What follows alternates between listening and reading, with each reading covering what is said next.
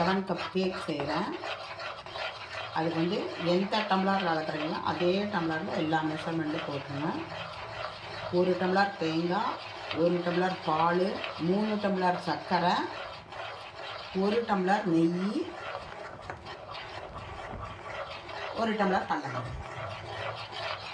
அவ்வளோதான். இதுக்கு வந்து பாகுபதம் எதுவுமே தேவையில்லை. ஒட்டுக்காய் போட்டு கலரி விட வேண்டியது தான்.